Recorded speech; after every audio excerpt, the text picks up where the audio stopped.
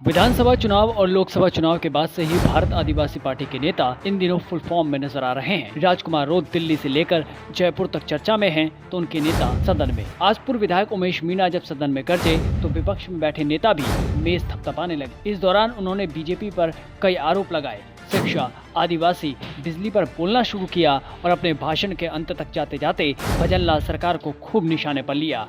फिर शिक्षा मंत्री मदन दिलावर को आखिरी में चैलेंज भी दे दिया।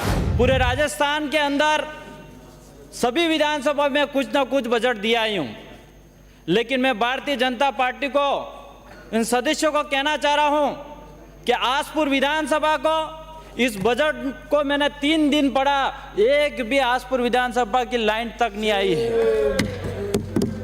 इससे यह साबित होता है कि भारतीय जनता पार्टी आदिवासी विरोधी है, आदिवासी एरिया में विकास चाहती ही नहीं है। आज मैं बिजली की बात करूं, आज इस सदन के अंदर सदस्य बता रहे थे कि 3 घंटे 4 घंटे बिजली नहीं आ रही है, लेकिन मैं कहना चाह रहा हूं कि मेरा आसपुर विधानसभा और हमारा डूंगरपुर बांसवाड़ा के अंदर वो हालत है जो 2 घंटे की कटौती के नाम पे 7-7, 8-8 घंटे कटौती की जा रही है और 4-4, 5-5 दिन तक हमारे कई गांवों के अंदर लाइट नहीं मिल रही है। वो एक भारतीय जनता पार्टी के कार्यकाल में हो रहा है। ये आज मैं कहना चाह रहा हूं अध्यक्ष महोदय, सभापति महोदय, कि मैंने एक मांग करी थी 220 केवी की, लेकिन हमको ये हमारी मांग नहीं मानी गई। आज सड़कों की बात करूं मैं तो मेरे विधानसभा के अंदर 3 ब्लॉक है, आसपुर, दोवड़ा, साबला और पाल, लेम्बरवाड़ा और निठावा की स्थिति वो है सड़कों की जो देश आज़ाद हुआ 75-76 साल हो गया है, लेकिन आज भी वो सड़कें नहीं बनी हुई है। और वहाँ पे जो लोग सड़क नहीं होने की वजह से कोई बीमार हो जाता है तो 6 से 7 किलोमीटर खाट पे पेशेंट को बिठा के वहाँ दूर ले जाके वाहन में बिठा के हॉस्पिटल तक पहुँचा रहा है। ऐसी स्थिति मेरे विधानसभा के अंदर है। लेकिन मैंने इस माननीय सभापति में आपके मार्फत से कहना चाह रहा, मैंने यहाँ पे मुख्यमंत्री और मंत्री महोदय को भी मैंने मेरी मांगे विधानसभा की सड़कें दी थी, लेकिन वो सड़कें एक भी हमको इस बजट सत्र में नहीं दिया गया। बड़ी दुख की बात है। आज मेरे बेणेश्वर की बात करूं, मैंने नियम प्रक्रिया 295 के अंदर भी लगाया था और मैंने इस सदन के अंदर आवाज़ रखी थी। आज एक बेणेश्वर धाम जो आदिवासियों का आस्था का केंद्र है और 4 राज्य के श्रद्धालु वहां पे आते हैं, लेकिन इस बेणेश्वर के अंदर भी हमारा 1 रुपया वहां पे बजट नहीं दिया गया। बड़ी दुख की बात है, 4 राज्यों की दुख की बात है, मध्य प्रदेश, महाराष्ट्र और गुजरात के लिए।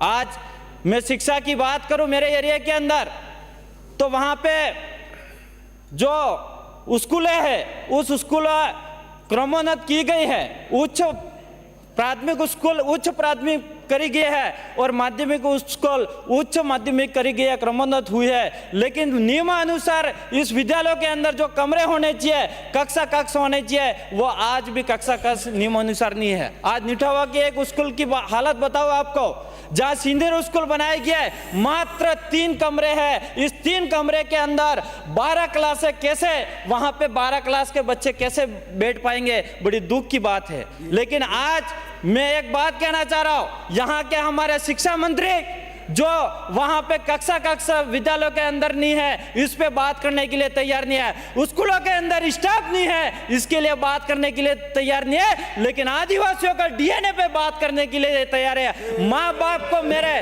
बाप को गाली देने के लिए तैयार है, हमारे माँ को गाली देने के लिए तैयार है। मैं शिक्षा मंत्री को कहना चाह रहा हूँ कि आप सुप्रीम कोर्ट को भी नहीं मान रहे हो। सुप्रीम कोर्ट भी कह रहा है इस देश का मूल मालिक आदिवासी है।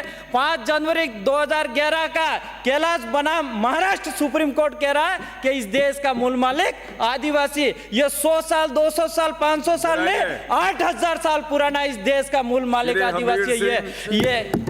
ये सुप्रीम कोर्ट कह रहा है। इसलिए मैं माननीय अध्यक्ष महोदय, मैं मंत्री महोदय 1-2 मिनट मुझे दीजिए। माननीय सभापति महोदय, मैं कहना चाह रहा हूँ, अगर मंत्री महोदय का डीएनए का असली जांच करनी है तो 2 दिन के बाद मुझे बजट उमेश मीणा ने जैसे ही मदन दिलावर को घेरने की कोशिश की, उनका समय समाप्त हो चुका था। ऐसे में वो अपनी बात पूरी तरह से शायद नहीं रख पाए। बता दें कि डीएनए वाले विवाद पर लगातार शिक्षा मंत्री मदन दिलावर विपक्ष के निशाने पर हैं। विपक्ष लगातार इस्तीफे का दबाव बना रहा है, तो वहीं मदन दिलावर के बयानों से लगता है कि वो भी झुकने के लिए तैयार नहीं। अब आगे ऐसे में देखना होगा कि ये सियासी ऊंट किस करवट बैठता है। Bureau report, political panchayat.